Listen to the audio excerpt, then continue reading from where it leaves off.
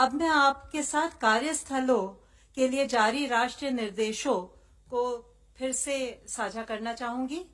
कार्यस्थलों पर thermal scanning, hand wash, sanitizers और फेस मास्क पर्याप्त मात्रा में उपलब्ध कराना आवश्यक है।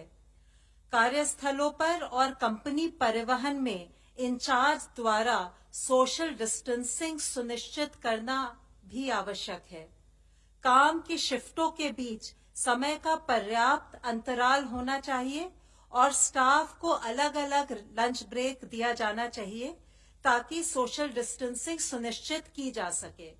सभी कर्मचारियों के लिए आरोग्य सेतु ऐप पर रजिस्टर करवाना संगठनों के प्रमुखों की जिम्मेदारी है। कार्यस्थलों को समय समय पर खासकर शिफ्ट्स के बीच में सैनिटाइज किया जाना भी जरूरी है।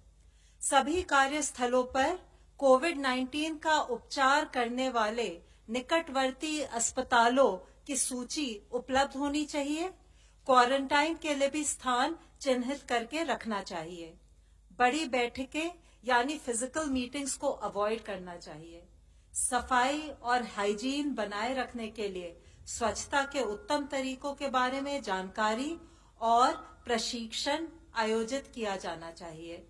आशा है इन सब के अनुपालन से हम कोविड-19 की चेन को तोड़ पाएंगे।